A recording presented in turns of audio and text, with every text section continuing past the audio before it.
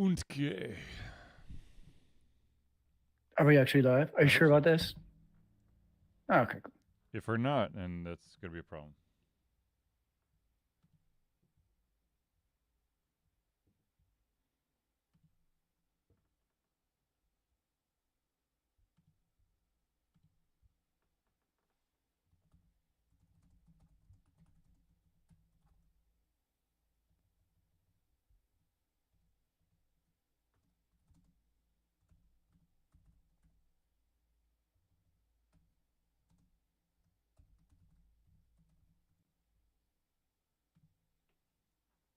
All right.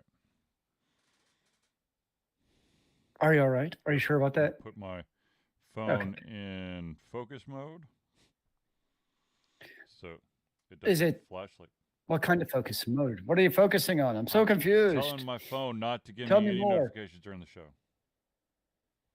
But what if I tell you my internet went out again? Because it's dumb and we all hate Well, if Comcast. that's the case, I will probably figure it out, and I can. It just basically it minimizes the alerts on my phone, but I could turn it off to be like, is Zealeus going to text me? You know, I do have some brain cells. Well, you keep on believing that. Exactly. All right. Let's do this crazy thing, shall we? What else would we do on a Thursday night at 8 o'clock Eastern, 7 o'clock Central? I have played basketball on nights like this before, I think. This is true. We've been to conventions. Yes. It's things happen from time to time. Silly life. Exactly. What's up with All that? right, so we're gonna hit record. We're gonna mute Zealeus. We're gonna start the show.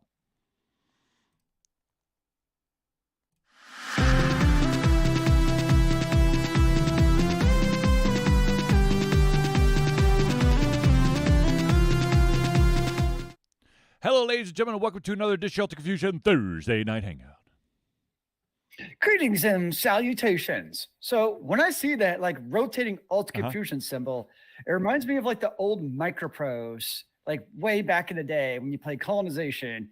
You log on, you're like, this is badass That's right. 3D. That's right. Ladies and gentlemen, I of course am your host Charlie, and I'm joined once again by the prolific Connor himself, Zealeus. So curiosity, do you hear any rustling by any chance? Do you hear rustling of paper? Okay, good. No, I do not. My cat's going crazy with paper, and I didn't know if my mic was picking it up or not. Ladies and gentlemen, this, of course, is a Thursday night show. This is Thursday. Yeah, this is a Thursday night. Oh, my Lord. Ladies and gentlemen, this is a Thursday night hangout. This is a live show where we try our best to cover the topics most important to you during the show. At any time during the show, you can add your voice, your opinion, your question, your thoughts to the chat. All you got to do is go to Twitch, YouTube, or Facebook, drop it there, and we will add it to the show. If we do, unfortunately, run out of time, we will add it to the very next show. Just as long as you know that we are always right. Or at least yes, one of us is bound to be correct. How about that? Well, I think we know which one that is. But that doesn't need to be said. Okay, so let's start off the show with a fun little oopsie-daisy that's been happening all day long to quite a few games out there that require an internet connection. And that is that apparently some games out there, including one of the EA racing game, did not take into consideration the fact that sometimes in the calendar year, there's this thing called Leap Day. And apparently, Leap Day has really mucked up a lot of games and caused them to crash or like not authenticate because some programmer lazily said February always has 28 days.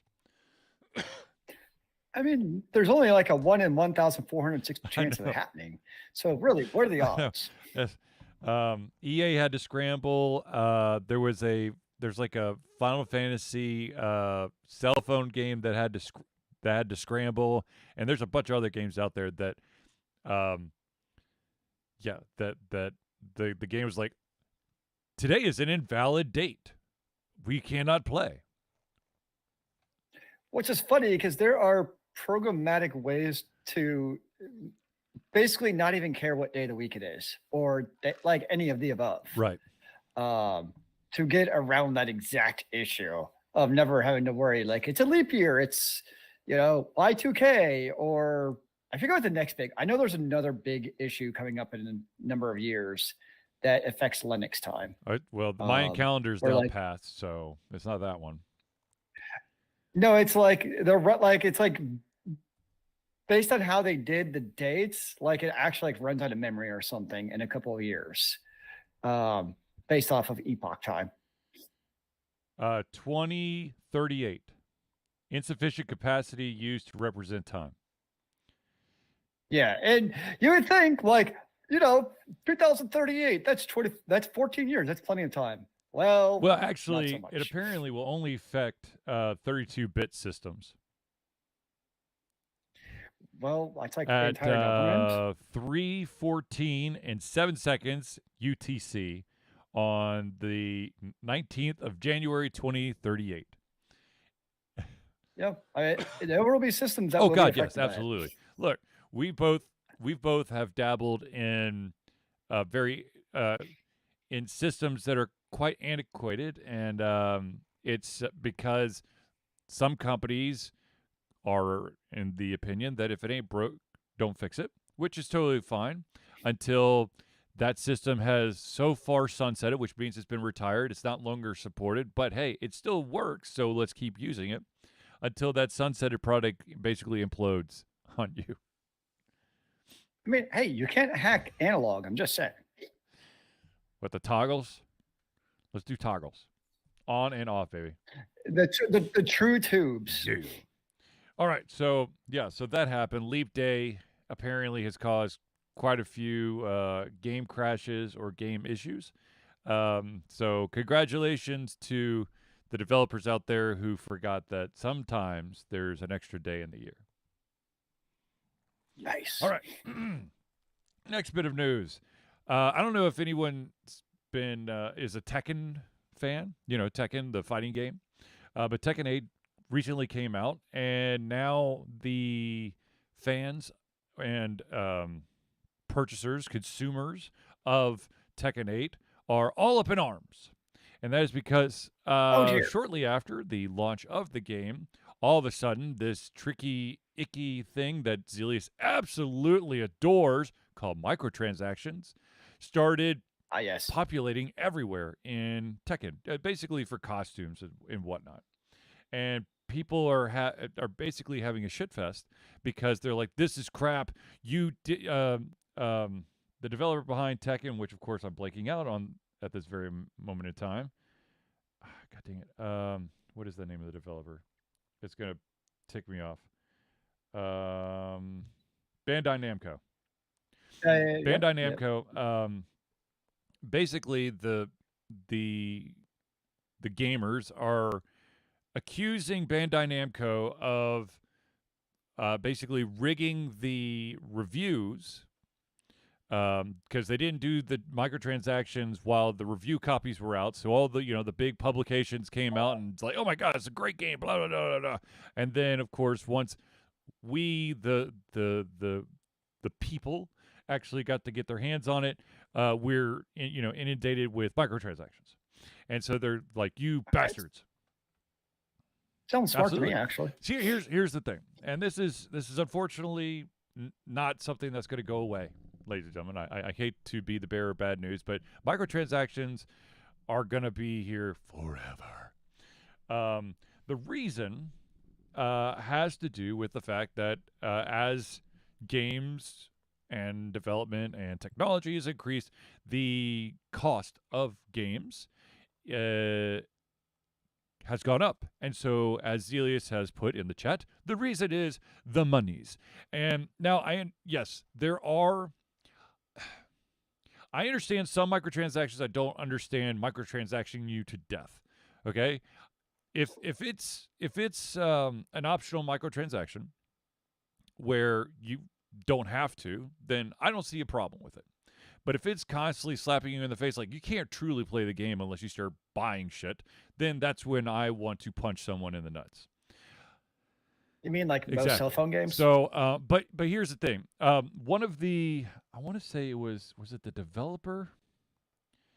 One of the Bandai Namco guys came out and basically said basic development costs are now 10 times more expensive than in the 90s and more than double or nearly triple the cost of Tekken 7. Even the Fight Lounge servers are costly to maintain. Oops, and of course my website apparently wanted to refresh. Here we go. Maintain. In the past, there weren't so many specs and there wasn't online. That's the other thing that you have to factor in is when you. The thing that I loathe, online gaming, actually costs a shit ton because you have to maintain servers and all that code base and all that jazz, whatever. But basically, they didn't have such high resolution, high definition. Now, so many players want the game to run and be supported for a long time.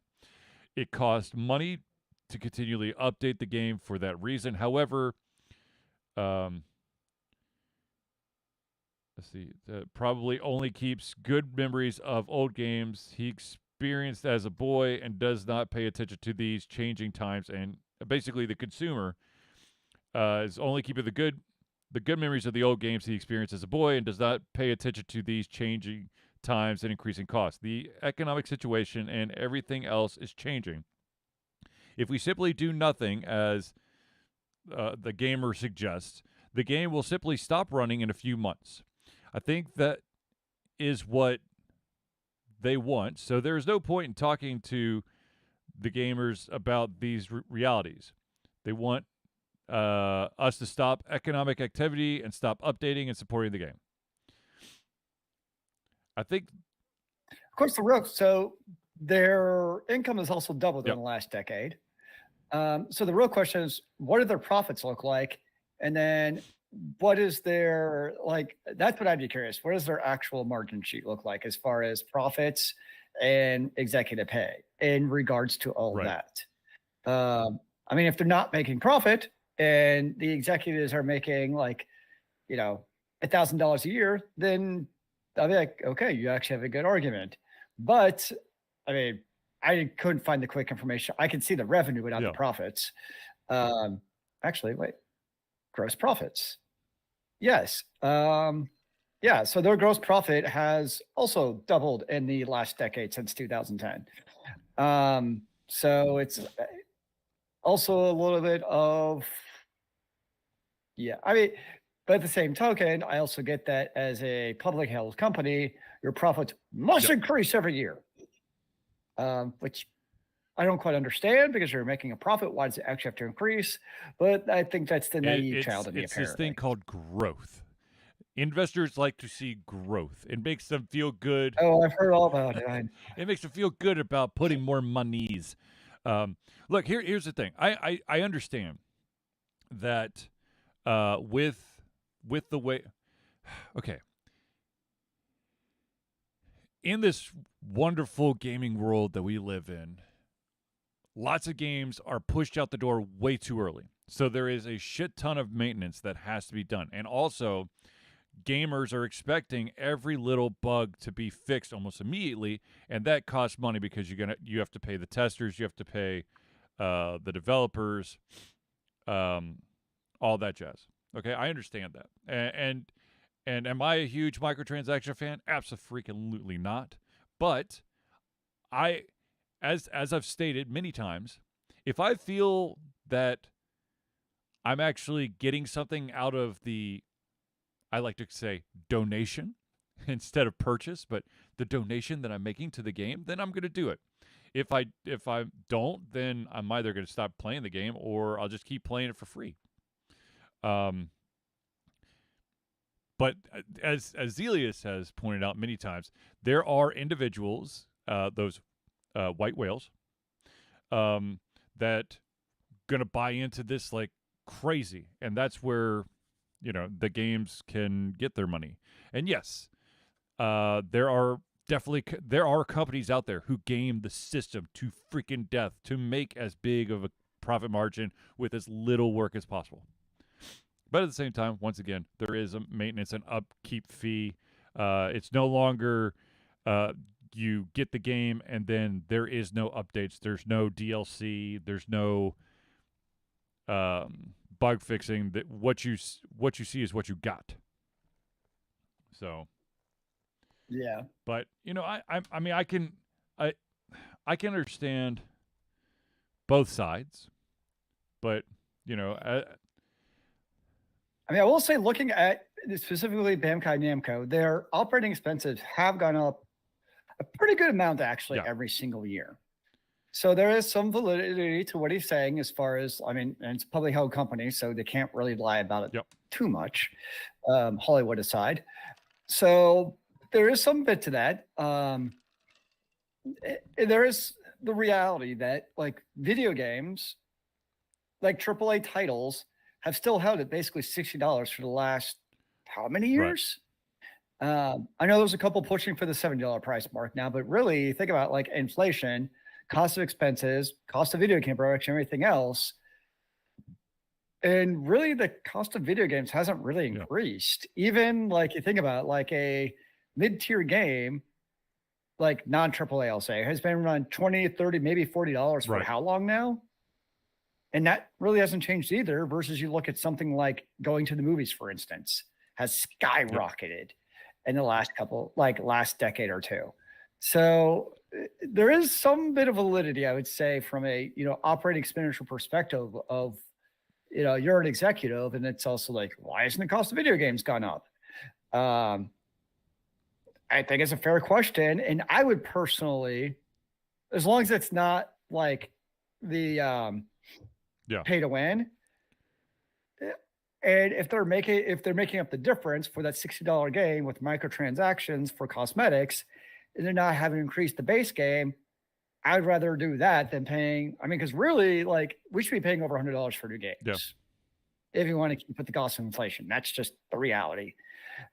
But we're not, and I'm happy for that. So to me, it's kind of a compromise of, offsetting it. So like you mentioned, the whales, so the whales can also pay extra towards that. It's, in a way, it's kind of like a distilled form of capitalism, where you have a few rich people subsidizing, the rest of us, because they're willing to pay that money to then keep the cost of it low for the rest of us for supply and demand. Right.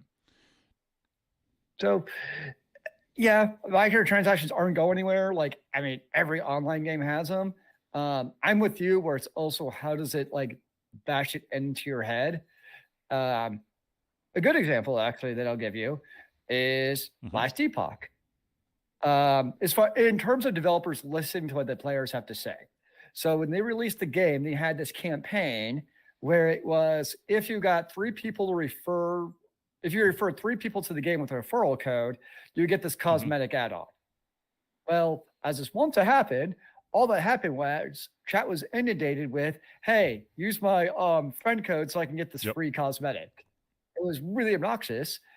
So the developer listened, ixnayed the whole developer thing, and just gave the whole referral thing and gave everyone the cosmetic for free. So to me, that's an example of, there's other cosmetics in the game people purchased. I myself upgraded my version because I want to support the game. But at the same time, when there's really obnoxious microtransaction type of things, they listen. Versus other AAA games where every time we log on to it, they're nagging you for a game you've already purchased $60 for to buy more microtransactions. That I find obnoxious. Yes. Now let's talk about an unfortunate what's the word I'm looking for? An unfortunate trend that is occurring thanks to microtransactions in free-to-play games, and that is a new study has found that children and teens are now are now getting bullied or peer pressured if they do not buy shit in free-to-play games. Especially the report was centered around Fortnite. I thought this was established years ago, to be honest. I could have sworn we talked about this a number of years ago in the show, specifically in regards to Yes, Fortnite. and I really thought we talked have, about but it. now a new research by academics from Norway has now published their findings about the fact that kids who don't buy in-game items are facing bullying from peers in free-to-play games like Fortnite. I mean, obviously, I'm not saying like it's okay, but it's also not surprising. It's the new version of the Air Nikes.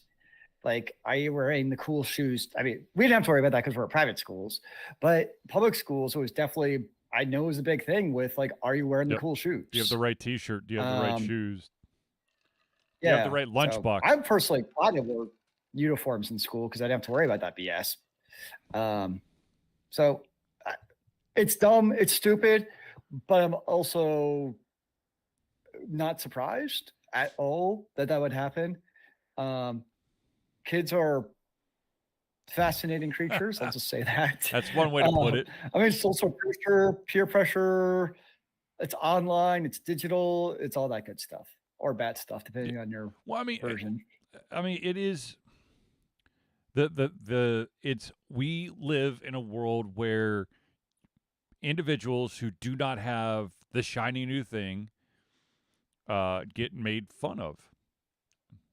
That's always been a thing. Like, it's not like a new trend. It's just now I think the difference now is it's like, so if we were made fun of on the playground, because I remember back in the day, we were made fun of for playing Super Mario Brothers on the playground. The difference was like, into school happened, we went home, and like it was done and over with, and like people forgot the next day, and like life went on, right? Whereas now, and I saw firsthand when I worked at the school, like that shit don't go away, and you know people will take like screenshots, like amend them, modify them to actually even make them worse, and then they're online and then post them online, and like what they'll do is they have like their clique of 5 friends, and then they'll secretly create the 4-person group, leaving out the uncool kid is secretly like talking shit about them on their own like little secret group chat. But like, but to even take a step further, it's no longer, you know, confined to your grade or your school, because when you go online and you don't have, you know, the shiny new skins for whatever, you're now being basically bludgeoned verbally and, you know, via pictures and all that stuff by the entire internet. Not the internet. Because for some reason, having a screen in front of you instead of the actual person makes people's metaphorical balls go absolutely apeshit, and they think they can do anything and everything without any repercussions. I don't think I've ever been made fun of for my skins in video games. Like even in the game itself. I've been made fun of my play, and oh yeah, as you deserve. My least favorite ones, or the ones that make me really scratch my head, is when people say you should just ask for a refund. You suck at this game, and the game's free to play. Well, don't suck so much. Or they could just shut the hell up because I'm playing casual mode, so they can go if they are so in their feelings about that, then just play competitive and leave me the F alone. I'm just trying to unwind. Just get better, noob. God damn it. That's so stupid. So stupid. Look, this is why I don't play online games, because I don't want to deal with asshats that are going to ruin my chance at escaping and having some fun killing bad guys. That is why I do like Final Fantasy 14 so much. Is the community are dicks and there's no global chat.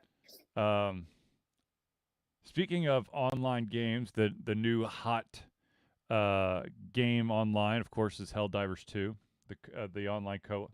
No, it's Last Epoch. Get it right. We'll talk about that in just a second. But apparently, it was revealed that there is an actual game master who is like controlling this entire galactic war on the fly, named Joel, I believe. I have watched like one combat mission of Helldivers. I'm like, oh, this looks like fun.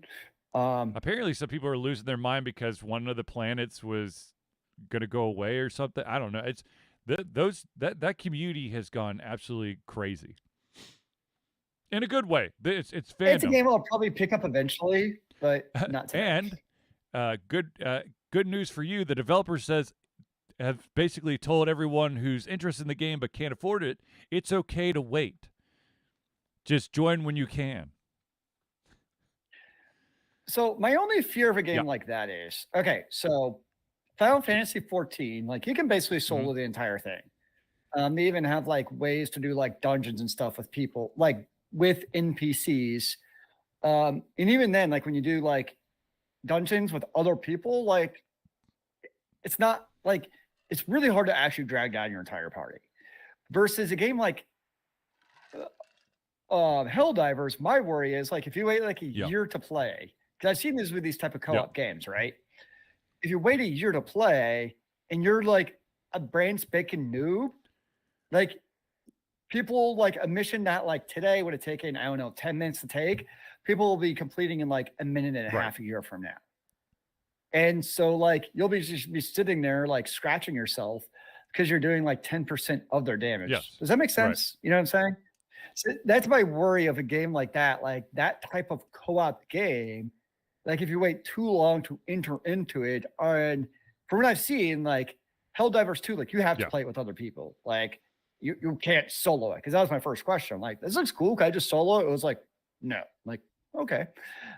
Which is cool. Like they have an agenda. Like that's not a bad thing. It's just good to know.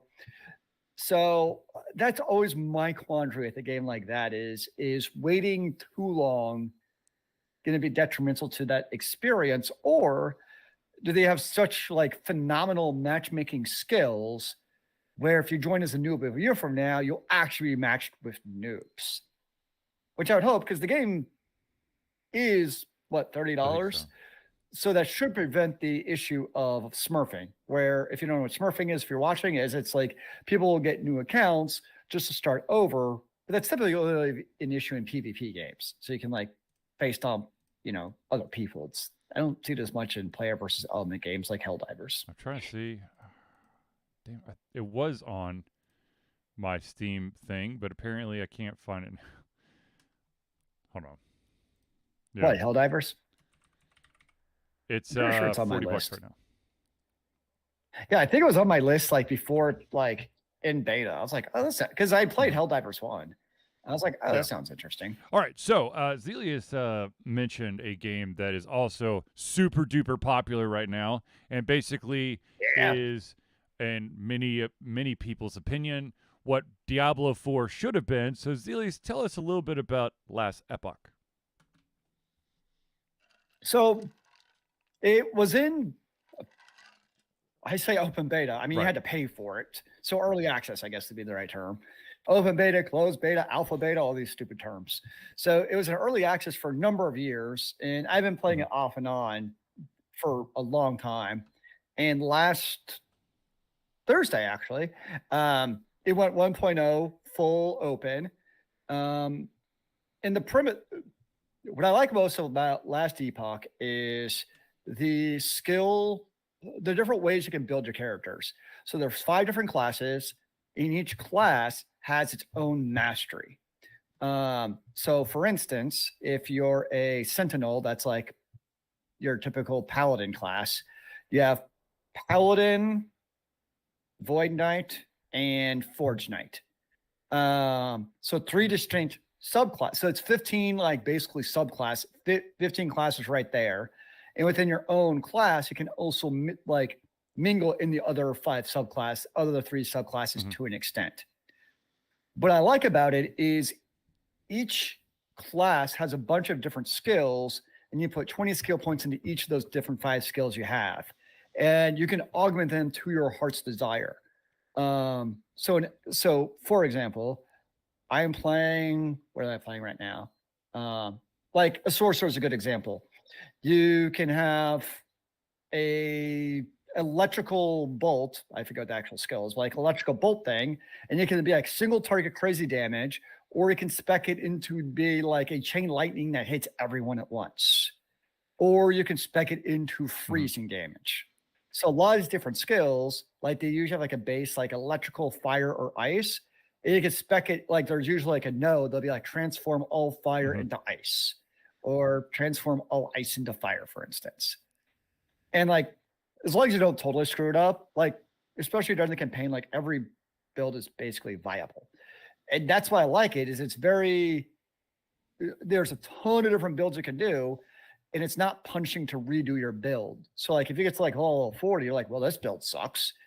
You can literally reset all your skills, and then pretty quickly you get the skill points back to redo those skills.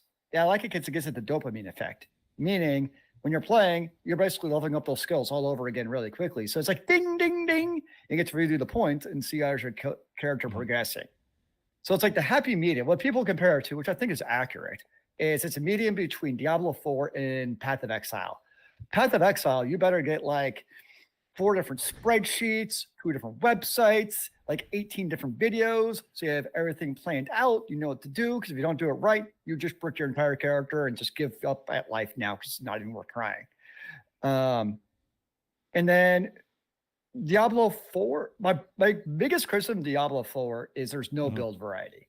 Like there's 4 classes, 5 classes, however many classes there are, there's kind of like 2 main paths, if you even want to call them that, for each class.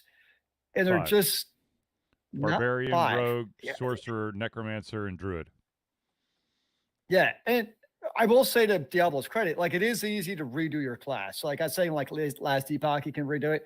It's Diablo 4, you can quickly redo your class too, but it's just not as interesting to level a character, honestly. Because the biggest thing was with Diablo 4 is each of your skills basically has like one choice of what to do with it. And it really doesn't drastically affect that skill anyways.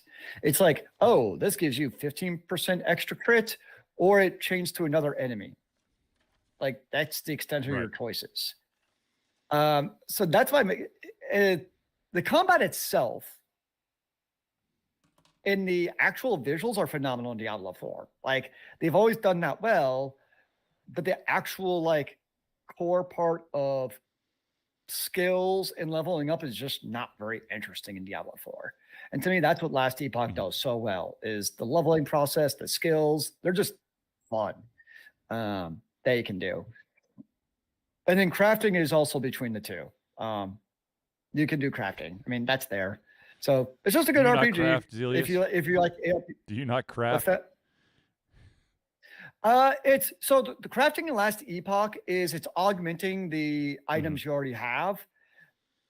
Personally, in the campaign, I found fairly little reason to craft because the campaign's really not that hard. So there really wasn't a whole lot of reason to actually craft. Are you just saying you're just an OP player? I'm just that good, man. So I didn't do a whole lot of crafting at page. Really when you get to the end game loop is where that actually starts happening more. My problem that I have is I get to end game and I just start a new character. I have like 8 characters at level 40. It's kind of stupid on my part. I have altitis, bad altitis. But that's what I like. It's like each character class is a completely unique experience to the others. So yes, I'm very addicted to that game. And I mean, the launch did kind of suck, to be fair. I know that there's the issue with the Steam reviews, where when you look at it, I don't know if it's cycled out, but the most recent was whatever the middle is, mixed reviews, because of the review bombs, because the servers were getting killed and didn't really work. It's still mixed. So that was a very legitimate issue, which I know we talked about it last week, but it's still weird to me because it's one of those things where like it's a legitimate complaint and issue, but at the same time, should a review for like all of eternity's sake be based on the first release of a game? I don't have a good solution to it because you also have the right to leave a review if it was unplayable for X amount of time. I get it. So it kind of cuts both ways. And that's why it they do the recent reviews. 68% are have 68% of the recent reviews are favorable. So it looks like it's going up. Yeah. And I'm sure once the servers like figure themselves out and they get back to happy state, that they'll balance themselves out. Yeah, because if you're an ARPG fan, really the next thing you have to wait for is really PoE2, and that's probably not till next year. Yeah. Speaking of things to look forward to, if you have a PlayStation 5, then you should probably, and you are a JRPG fan, then you probably have already picked up the new Final Fantasy VII chapter. If you are a PC gamer like me, you just have to sit on your hands and wait for the port. But I've heard, what I've read, it's like yes, huge. It's huge, and the one thing that I have heard is that there has been some issues when you put it in performance mode. On the PlayStation 5, a lot of people are resorting to switching it to 30 frames per second, so that their experience looks good. Honestly, like when I'm watching on my TV, like especially in a RPG like that, I can't tell the difference between 30 and 60 FPS. I'm sure, like, if I really thought about it and really looked, I could tell. But like, if you just did a blind test, like one day it was 30 FPS and the next day it was 60 FPS, I couldn't tell you what day was what. Like, yes, I would venture to guess most gamers are that way, where most of us, especially at RPG, like I get it, like competitive FPS, you're on your monitor, you're sitting close. That's a little bit different. But an RPG, I'm like, well, especially if it's a single player game, the changes in FPS are not going to change frames per second. For those who don't know what FPS is, it's not going to make a heck of a difference. Now, of course, if you're playing, live action combat online, those frames mean a lot more. Yeah, no, I agree. That's a very different situation. Yeah, I care more about the pretty pixels than I do about getting the 60 FPS is kind of how I look at it. That would kind of be that's how I always forget the difference between performance and I forgot what they actually call the other mode. Quality. I always have to like look back. Wait. Yeah, I always have to. I can never remember which one's actually which. Yeah. All right. So, ladies and gentlemen, we're going to pause just for a second to thank the individuals who make Ultra Confusion the Ultra Confusion you love and adore. And so we have friends of the show. And so without further ado, let's jump into it. Let's start off with the Indie Cluster. The Indie Cluster is an organization of independent game developers that want to gain exposure by being involved in the community. They collectively journey to popular conferences as a traveling booth to help gain attention for their games. They make partnerships in local communities to bring games to the mainstream mindset. They highlight local, unusual, and rare concepts that challenge the paradigm of the common. They also host events to teach kids and minority groups about game development to hopefully one day enter the industry themselves. For more information, go to indiecluster.com. The next shout out we got to give is to the AV master himself. That, of course, is Noodle Boy Media. Founded in 2015 by Andrew Tran, Noodle Boy Media, previously White Kid 47 Media, is your choice for professional photo shoots and panel recordings at conventions. They pride themselves in providing a high level of professionalism, top-notch experiences, and quality services. If you want more information and to view their full list of services, check out facebook.com/noodleboymedia. The next shout out we got to give is to the individual who can help get those aches and pains out of your tired gamer body. And he was here today to help me with just that issue. Ladies and gentlemen, Hero Chiropractic is a unique healthcare practice set up by Ryan Moore. The company's focus to elevate a patient's experience of freedom, creative expression, and joy. They believe that everyone can be a hero and has incredible heroic potential inside themselves waiting to be unleashed. Hero Chiropractic focuses on mobile chiropractic care in the greater Atlanta area. They are committed to healing clients by creating a plan of action uniquely suited for each person. They make that plan of action as convenient and affordable as possible, and most importantly, suited to your individual needs. For more information, go to herochiropractic.com. The next shout out we got to give is to the music maestro himself, Crosspad Creative. Need a new logo or want to work on a full branding and content strategy? Or maybe you need music or audio for your content, just like Alta Confusion? CrossPad Creative offers a whole host of solutions for individuals and small businesses. Just email Josh at crosspadcreative@gmail.com and see what he can do for you. The final shout out we got to give is to the original supporter of Alta Confusion when it comes to Patreon, and that, of course, is Agile Axiom. By day, Ax leads both the development team and system administration team working with satellites at NASA's Goddard campus. But while not in meetings and many times during, he is the Agile evangelist, Agile Ax, championing the philosophy of Agile and trying to make the world a better place for software developers, testers, system admins, and software projects the world over. Decades of experience in software development and leading agile teams are brought to bear against evil processes, inefficient work, and bad habits. For more information and also to find out where you can get his book, go to agileaxiom.com. Now, at this very moment, I know everyone out there is going, oh my God, how do I become a friend of the show? Well, ladies and gentlemen, it's quite simple. And I can just tell you right now. Ladies and gentlemen, Alta Confusion survives and loves support of fans like you, and that's why we have a Patreon page. Patreon lets you, the fans, lovers, haters, demigods, interdimensional beings, gods, demons, aliens, swamp creatures, mummies, vampires, werewolves, other lycanthrope, supporters, and more to become active participants in the work we love through a monthly membership. This gives you access to exclusive content, community, and insight into our creative process. In exchange, we gain a bit more freedom to do our best work and the stability we need to build an even stronger creative career. We currently have 2 tiers. We have the $1 tier. That's $1 a month or $12 a year.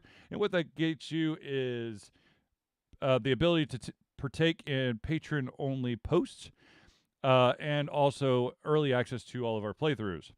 If you are feeling a little bit frisky and you want to jump up to the next level, there is a $5 a month. That's $5 a month or $60 a year. Not only do you get everything at the $1 tier, but you also gain your name or organization added to every single friend of the show section for the Thursday night hangout. So if you want to become a Patreon of Alta Confusion, all you got to do is go to Patreon. That's patreon.com/altered confusion today. Now, Zealeus dropped something in the chat, and I do want to I'm unfortunately not wearing my Alta Confusion hat tonight, but if you're interested in getting Alta Confusion merchandise, like a really sweet looking hat, or maybe a vinyl sticker, or a sandals, or flip-flops, or the notebook, all you got to do is go to alteredconfusion.tv/merch, and you can check out what we have up there for you. Wait. Are 12.5 flip-flops large enough No. for you? You can't even get your own damn I know. altercation flip-flops. I wear 13s. That's fair. You can't like squeeze into them. But if I were to get Alta Confusion flip-flops, it would be my son would be the benefactor of those. I would just get it for his foot size, because right now his foot size is in range, but knowing him, he'll probably have bigger feet than I do once he grows up a little bit more. Wow, that sounds terrible. Frightening is more like it. Okay, so let's. I just know finding shoes has to be a pain in the ass. It is a pain in the ass. Okay, ladies and gentlemen, let's jump back into some more of the topics. And the next couple of topics deal with the unfortunate state of the game industry. And the result of the unfortunate state of the game industry is that there are layoffs happening left and right. PlayStation has announced that they are cutting, I think, 900 jobs from themselves and all the companies that they own. One of the companies that's getting hit hard is Insomniac Games, which is very sad. Insomniac has made a lot of really good games. This is, of course, Insomniac is in charge of the game like Spider-Man. Which is a good game. They're phenomenal games. Naughty Dog, who's the company behind Last of Us, which is apparently a phenomenal TV show as well as a very solid game. Jeez. They've been hit by layoffs. I mean, basically, it looks like looks like basically every company underneath Sony is getting some kind of reduction. It's just unfortunate that this is happening. Now, speaking of layoffs, let's also not forget to mention the fact that EA has been laying off a shit ton of employees as well.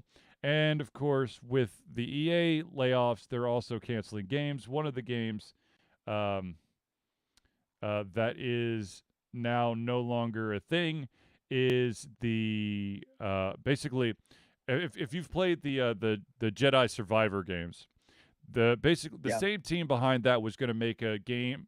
I think it was either a first person or a third person shooter. It was going to be based in the Mandalorian lore. That game's gone. They've canceled it. That's just one of the mini games that they've canceled. But this is, unfortunately, this is the state of the industry we have right here, and this is why we get microtransaction out the yin yang, because companies. Here's the thing. In many different industries, when you are hired, you are basically there until you move on to greener pastures, or you screw something up and you get fired, or you retire. But in the game industry, literally, there is like no stability at all in the game industry right now. Literally, you work on a game. As soon as that game goes gold, there's a very good chance that you are not going to roll over into the next game's team. You are going to be on the unemployment line and looking for a new job. That's how the game industry is working right now. Do you have any good news? Because I'm depressed now. The company Toys for Bob has decided to break away from the Activision Blizzard monster. Toys for Bob is the company behind the latest Crash Bandicoot and what was the other one? Let me see if I can find. Nope, that's not it. What a great name for a company. Toys for Bob. The Skylander games and is Skylander still a thing? Apparently, you just mentioned it. That's just crazy because Skylanders. The insanity? I never played Skylanders. The insanity behind like Skylanders thing. This was basically microtransactions before microtransactions went digital. Because you had to buy the damn figurines. Exactly. You had to get a third party. Yeah. It was called like the power portal that you had to plug in. It was a USB plug-in for your console. You had to buy the figurines to basically put them on the portal to unlock them in the Skylander game. Yep.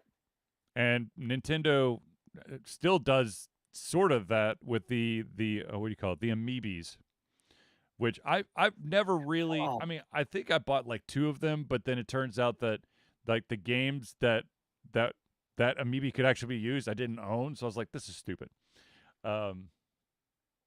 That's something I've thought about a long time. Yeah. So Gearbox is absolutely sprinting away from Embracer Group. I saw that. The company, what's the name of somebody else was leaving Embracer Group too. I saw today. Is it Remedy? Remedy did something recently. Saber Interactive. Yeah, they paid, was it $500 million? Yep. Yeah. Well, I mean, look, here's the thing. I don't know what the hell Embracer Group's doing. They basically are the unofficial Grim Reaper of the game industry now, because they bought everyone and then they started closing studios, canceling games, laying people off. If your company is part of the Embracer Group and you feel that maybe you could continue to stand on your own, you are trying to find a buyout real quick because you don't want your fate sealed by this butcher. It can go both ways. So going back to Sony real quick, just for reference, their profits rose 16% or $50 billion last year. So like Embracer actually lost money. So that is understandable. But you look at like the EAs and the Sonys, and they're making record profits. So that's where it's. I know it's an idealistic world. I totally get it, but it still sucks when you have these companies making big ass profits and they're still laying off people left and right. That that Um, that company you were talking about, Saber, that they were the guys. yeah. They're the guys in charge of the KOTOR remake. Oh, I think I remember like when Embracer bought them, it was like, well, this sucks because Embracer, like you mentioned at the time, was like, well, that's where games go to die, kind of like Yeah. what was happening with EA Yep. Activision. Yep.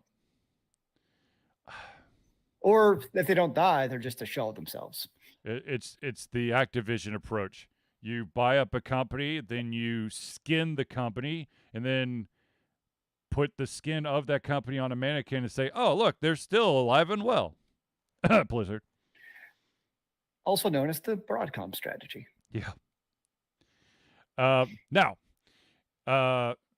Nintendo is in a legal battle with the popular emulator Yuzu. And they had whoever their legal counsel is must have spoken out of turn or misspoken or something because they said something very stupid. They basically said a video game emulator is a piece of software that allows users to unlawfully play pirated video games that were published only for specific consoles. No, wait, hold on. Where's that's not it. Where is it?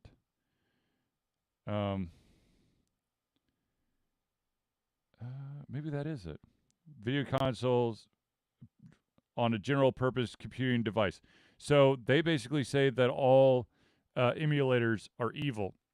But well, of course, Nintendo believes that. But fact check this: the Nintendo Online thing, which is an emulator to allow you to play all the classic Nintendo and Sega games through their cloud service,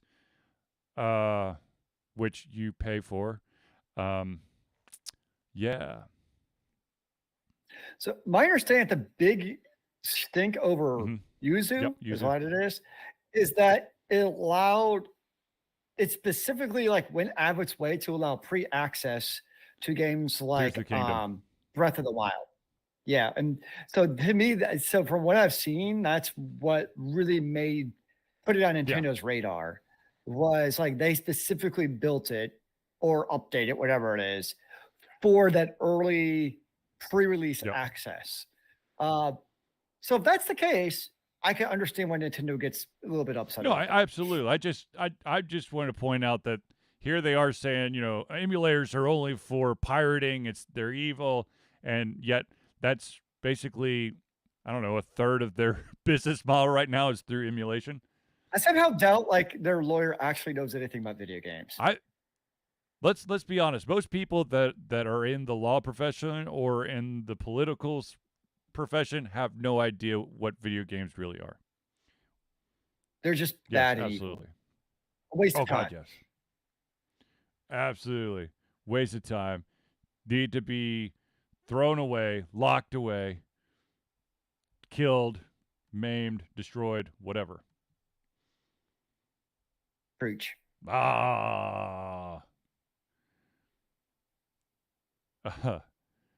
So, but yeah, I just thought it was funny that some. Yeah. Anywho,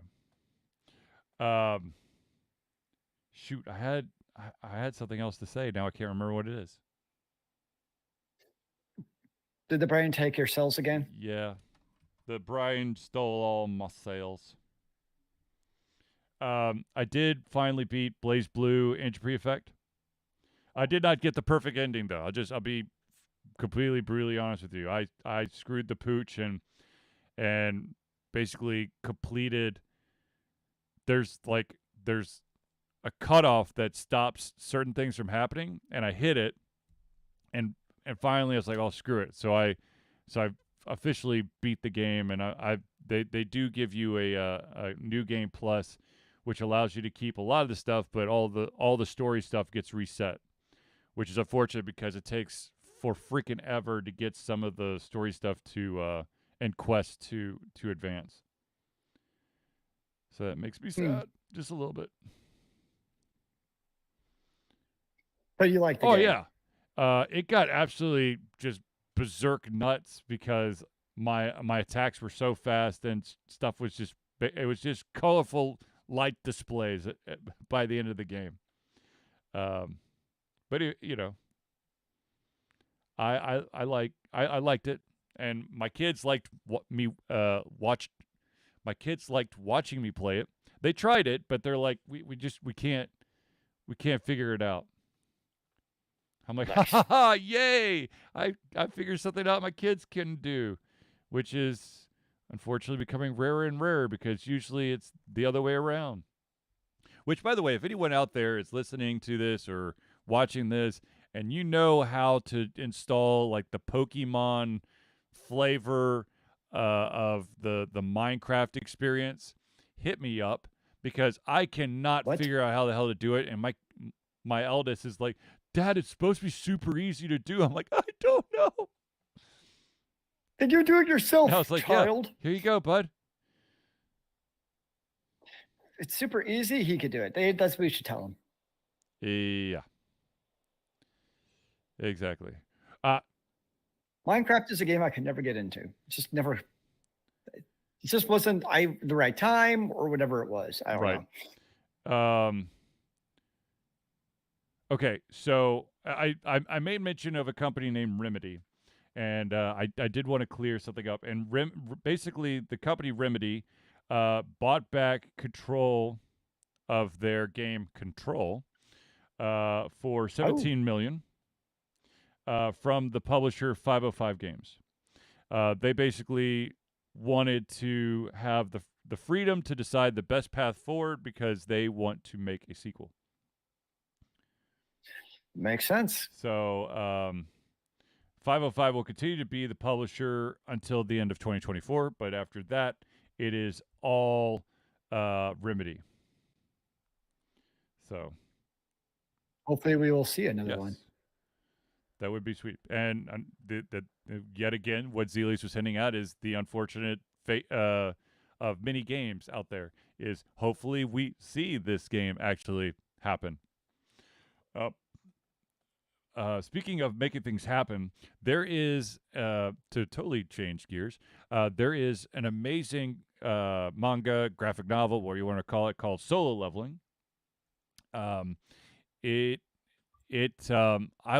I read, I've got the first 3 volumes of it. I'm like, man, this would make a great anime. Well, Crunchyroll basically heard the voice of the people, and Crunchyroll made it happen. So the first season, Crunchyroll basically financed the whole damn thing. Okay, they're like, people want this.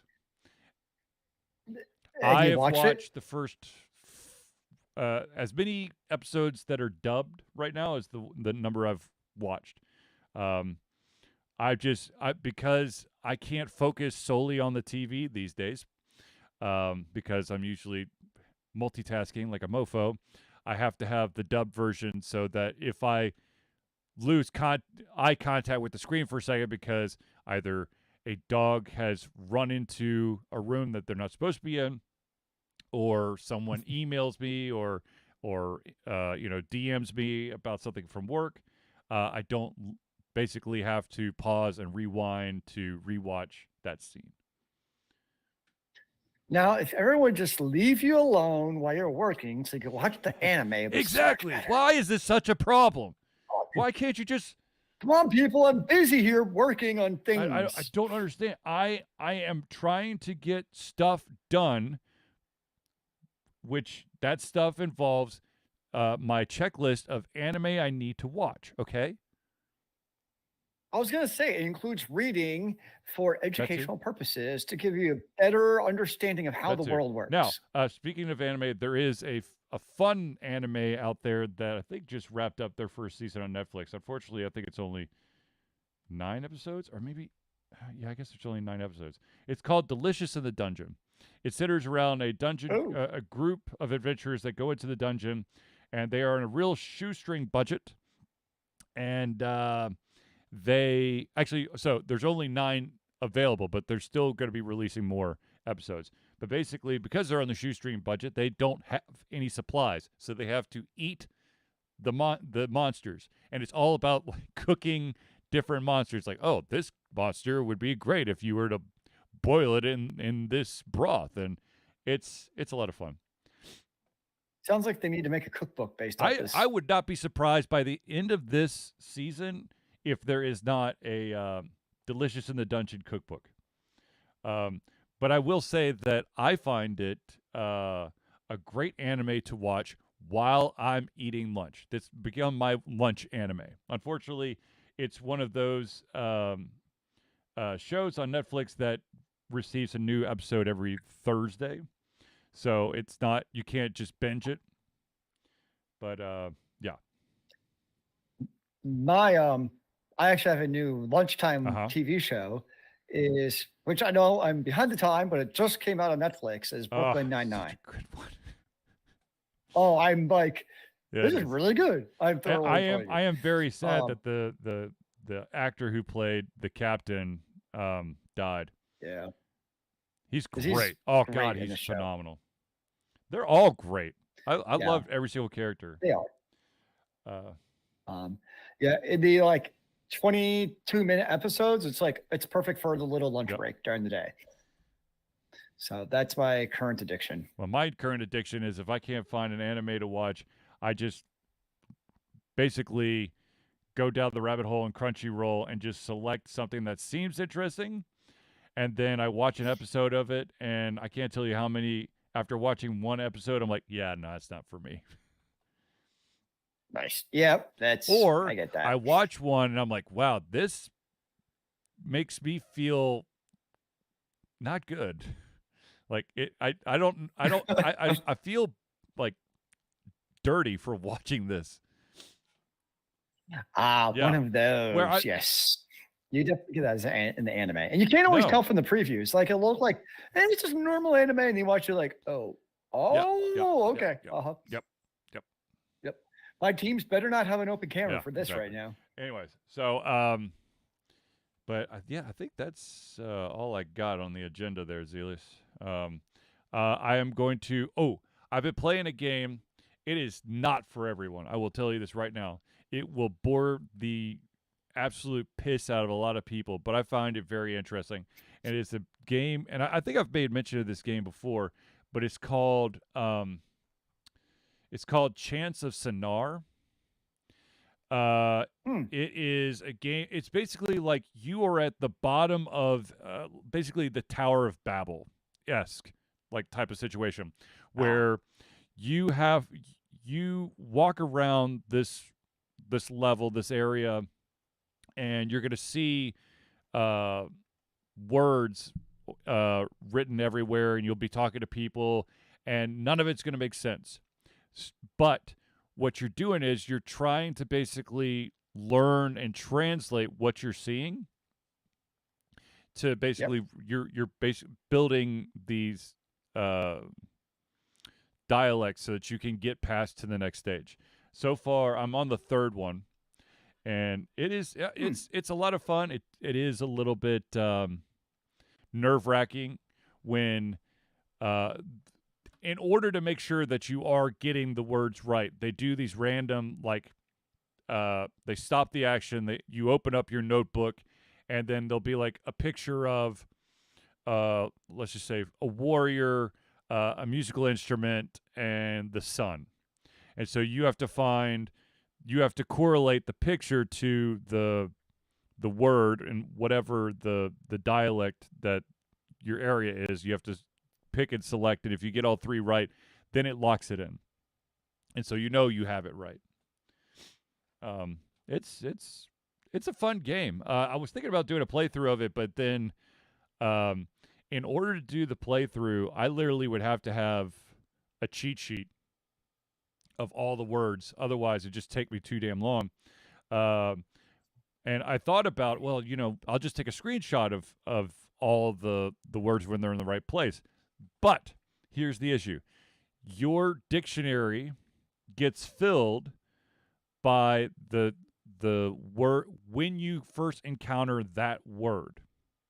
So every single playthrough, if I don't go in the exact same order, the words will show up in a different order, or the letters or whatever, the symbols will show up in a different order, and so I won't be able to cross-reference quickly.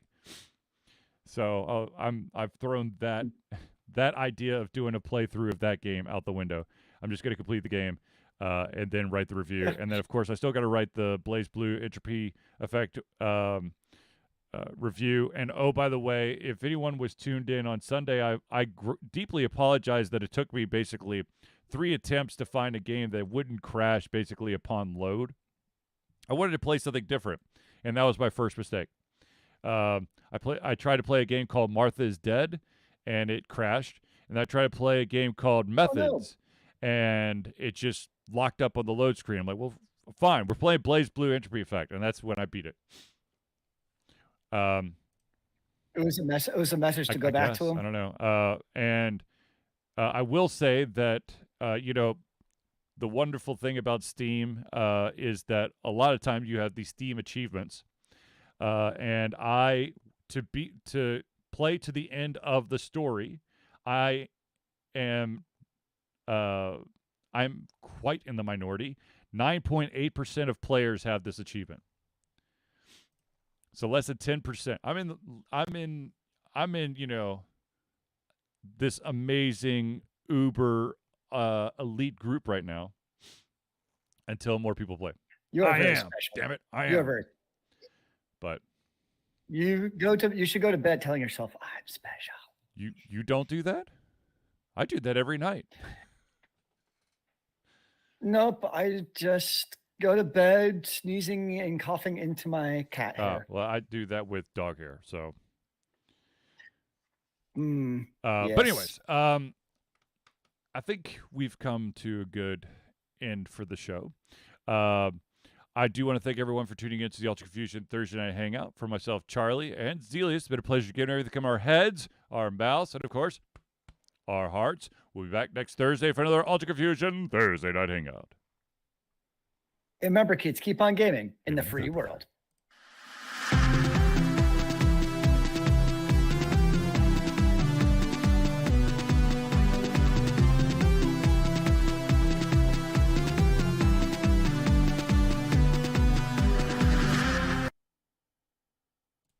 Huzzah, we're out.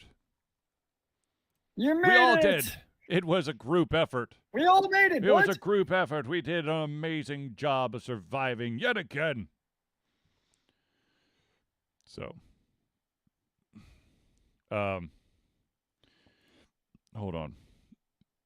Oh, crap. I did it again.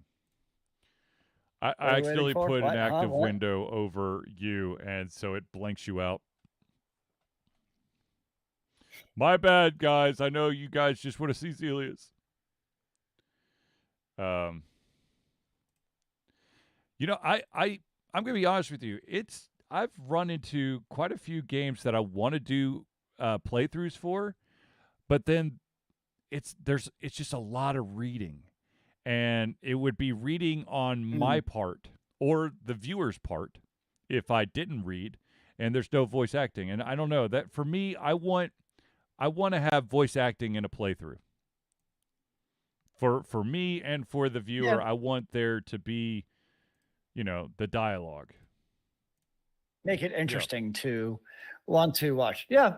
Otherwise, it'd just be boring. That's fair. I mean, because, I can add my own sound effects and stuff. And, yeah, technically I could read all the dialogue. But I'm going to be honest with you. Sometimes when push comes to shove or I'm having to do a section again for like the 7th time because I mistimed something, I don't want to read the dialogue anymore.